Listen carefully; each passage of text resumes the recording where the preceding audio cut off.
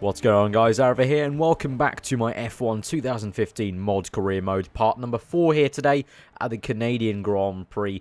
And we've got a very, very tasty episode ahead of ourselves because we've got to do a very fine balancing act here in Canada with the Mclaren. Obviously a low downforce circuit, but the Mclaren isn't the best in the corners.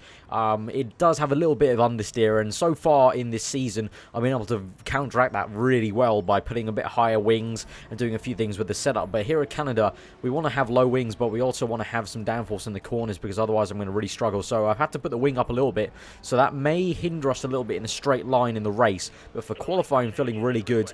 And if we look back to Season 1 of Career Mode in the Williams, that wasn't the best car on the grid by any means of the imagination. And we got pole position then for the Canadian Grand Prix in Season 1. Obviously, Season 2, we start from the back. So it's looking really good here in qualifying. I think we could try and challenge for pole again.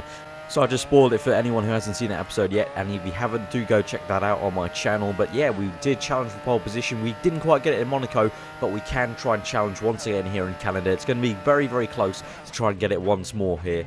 But Canada has always been a favourite track of mine. On this game, I found it a bit tricky, especially during the race. But during qualifying, still, it is a very, very nice flowing track for me, and I really love it. So we're going to turn 1 here on our first flying lap, and we actually just did a bit of a power slide there as we went into first gear mistakenly, actually. Didn't mean to do that, and we mistakenly went to the first gear briefly and did a little Mario Kart drift through the first corner there, so that wasn't really the best option. And as we cut later on to this first flying lap, this isn't going to be my fastest lap. That's why we've pretty much skipped the entire lap, but we're going to come through and see what time that gets us anyway on the first lap, and that's a 1:16 dead pretty much. And at the moment, that is slower than Nico Hulkenberg, slower than Rosberg, so it is time to go out for another flying lap. Here in qualifying, you can see there's a bit of overcast conditions as we just go past Maldonado there. Up into Rich Mix, open into DRS, overcast conditions, so that may affect us a little bit in this qualifying session, and that may give us a little bit of a different thing in the race. If the race is completely sunny, that may mean the tyre wear comes back into the play. But as we launch off that last corner, a little bit of a tank slapper there, but now we come through onto this fastest lap here, which will be in our session. Let's see how we go, and we just skate across turn 1, once again drifting a little bit, but in second gear this time, and out in third gear of that second corner. And it's always a difficult place to really know where to place your car here in Canada. A very flowing circuit if you can get it right. Definitely on this game, it's the hardest it's ever been to place your car right, so your car doesn't start snaking across and sliding, because it is very easy on these sort of connected and kind of long swooping corners to sort of start to drift the car around instead of actually planting it like a proper F1 car.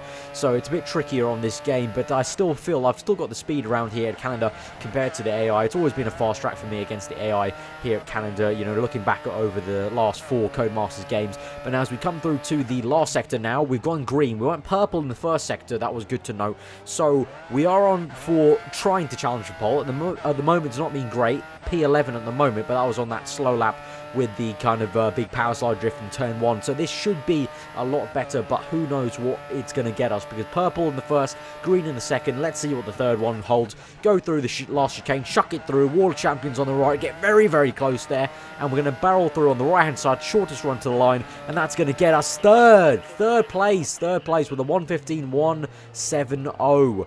Down to lean mix, and that is where we will stay. Third place, the Mercedes locked down the front row. Very annoying there, but third place is very, very good ahead of Sebastian Vettel, and great stuff from Fernando Alonso. 7th place, get in there, my son. 7th place, 3rd place, that is very good results from McLaren in qualifying. Very good from Monaco as well. Looks like maybe the upgrades we brought in Monaco have carried forward for Canada, even though it's a very, very different style of circuit. Looks like the pace is still there in qualifying, at least for 3rd and 7th. I believe it was, what was it, 2nd and 6th in the Monaco, I believe, in qualifying. So that is very, very good. But obviously overcast conditions, sunny for the race, so that may affect some tyre wear here. As I said, we put on more downforce to kind of be good in the corners, so that may affect us with DRS, remember, if we're within 1 second, or the car's behind us with 1 second. But 3rd place in qualifying there. I guess that's a pretty solid job, to be honest, because the Mercedes are still very, very quick here in this season mod. So now we're looking at the race strategy right before the race, and we're going option, prime, option, but I have a feeling that prime may be the better tyre. I think I remember from season 1 in the Williams, the prime tyre was the better tyre to be on, and even in the Red Bull for season 2 last season, so that will be very interesting. But 0% chance of rain. Looks quite overcast actually still in this race, so I think the session conditions might be the same, so that's going to be a bit interesting, and that might not affect it as much. much. But we're going to the grid now for the Canadian Grand Prix, one of my favourite circuits to race. Let's see how we do in the race today. We're going to the grid now for the race start.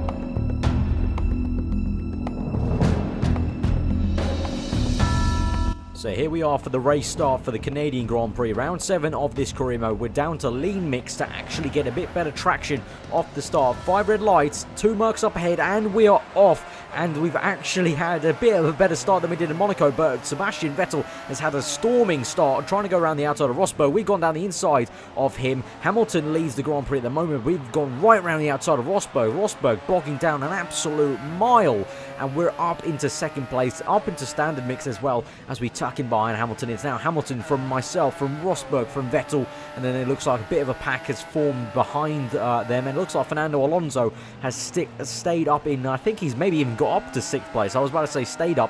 He did start from 7th, if you remember, and now we are being chased by Nico Rosberg, so we've gone to 2nd, but immediately Rosberg is on the back of us, so he's going to try and re-overtake us around the outside, but no, I've defended well, stuck to the inside line, as you do to try and defend in Formula 1, and we're making the defense right now, and again, Rosberg has a run on us through that corner, the exit of the corner. Looks like the Merc has brilliant traction compared to my McLaren here at the Canadian Grand Prix today, and it looks like the 2 Ferraris line astern right behind Rosberg. Looks like Vettel's actually got him. Vettel's got Rosberg. Vettel, yes, get in. So that is very good, because the Ferrari is not as quick as the Rosberg, as the Mercedes.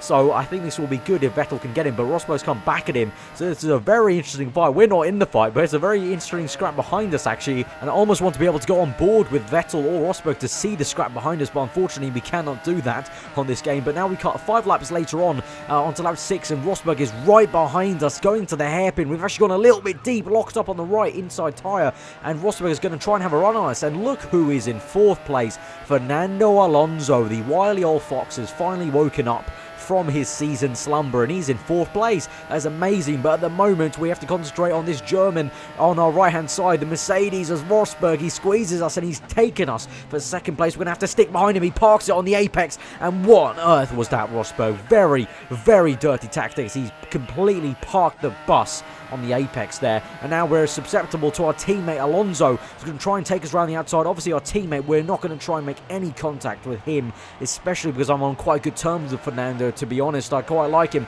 as a teammate, and we got very, very close there, and I think I might be holding him up here. So actually, you know what, I'm thinking I might try and just let him through and just have a go at the Mercedes, because at the moment it's clear he has the pace, better pace than me, and I'm going to let him through here. So he's gone round for 3rd place down the inside there. I'm going to block Vettel a little bit there, trying to defend my position, and now it's a race to try and finish in 4th place, I think, because I just simply don't have the pace. These option tyres are wearing so much at the moment. 8 laps gone. We've got 2 laps left until we switch from these tyres, but I don't think I'm going to make it. It's very, very tough here. Vettel, and I think that was Daniel Kvyat. Yes, it is. Daniel Kvyat tries to overtake Vettel, and he's right on the back of us, and I think that was Bottas as well. So there's a 4-way train that's led by me. I'm clearly the kind of plug in the cork, I'm the cork in the bottle here at the moment, because I'm just holding all these guys up, trying to defend my position as fairly as I can.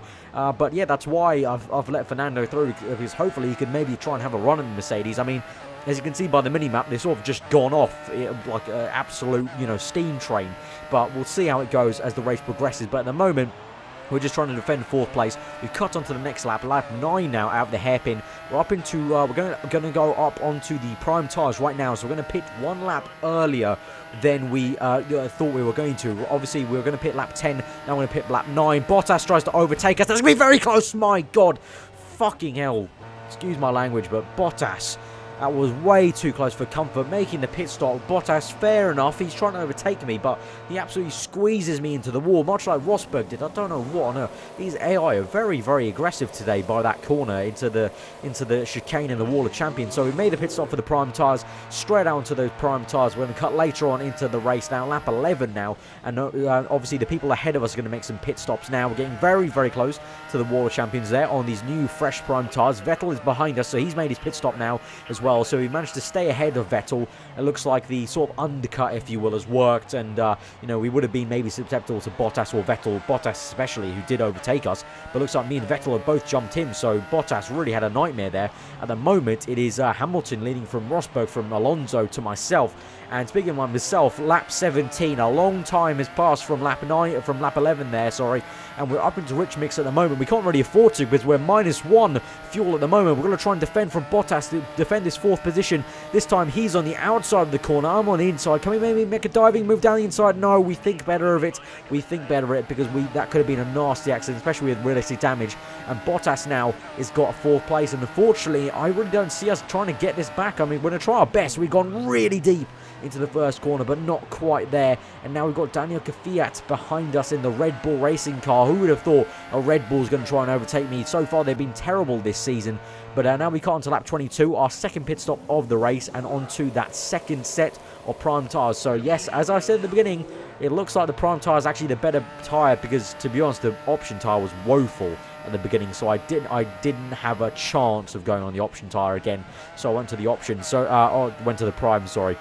So now we're on to lap 25. We are getting chased down by the Iceman, but he's made his pit stop. And now Vettel up ahead. Unfortunately, I think Sebastian Vettel has jumped us. There he is, 5th place already. And I think that was Valtteri Bottas who went through. So we've lost another place. So it is now Hamilton from Rosberg, from Alonso, from Bottas to Vettel to myself. And now Daniel Ricciardo, the 2nd Red Bull, is behind me. So we've gone down from what was 2nd to 6th over the course of the race. So terrible, terrible pace here at Canada. As I said, it was a big gamble to go high downforce here at Canada, trying to get the better qualifying, but obviously during the race that would have really hindered us. But we've taken a place up to P5 as Vettel has strangely pit, so I'm not too sure when on with that. Obviously realistic damage, so he may have lost a front wing somewhere in the walls when he was in the wars maybe with Bottas, so he's gone down the order. So now we're going to finish in 5th place. Unfortunately, still, that's, you know, 3 places down from where we were. Lewis Hamilton wins the race, his 2nd win of the season, I believe,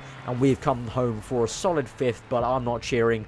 The person on screen's not cheering. That wasn't a very good Grand Prix for me. I'm quite disappointed with that. That was really poor pace there, and I'm scratching my head really. We're going to have to really work on that, but the biggest story for me at least, is Fernando Alonso getting 3rd place. Congratulations, Fernando. I really tip my hat to you. Fernando has finally woken up from his slumbers. He's been really dwindling this season, and he's finally seemingly woken up from his slumber and got a solid 15 points there in 3rd place. I think his timing's a bit broken there on the standings because he clearly wasn't 1 lap more than Rosberg, so his timing's broken there. But a double, front row 1-2 for Mercedes finish. So unfortunately, that's going to mean they get up in the constructors. I think this season's constructors is completely out the window, but the drivers are still very much open, and we'll see soon in the driver championship how we fare after that 5th place. Unfortunate, and I'm very, very disappointed. I'm going to have to go back to Woking and really work out what's gone on there. But 3rd place in the championship is not too bad by only 28 points there, so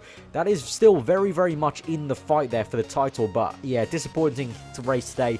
But you know what? You have a few of these races. You have races like Monaco, and then you have races like this.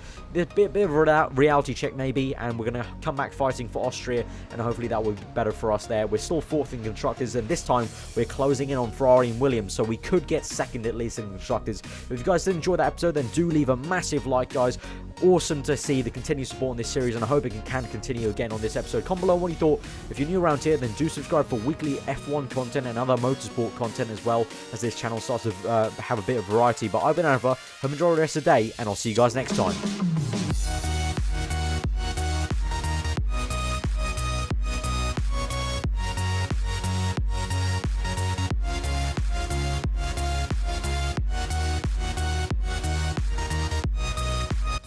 Are you flipping serious, Mclaren?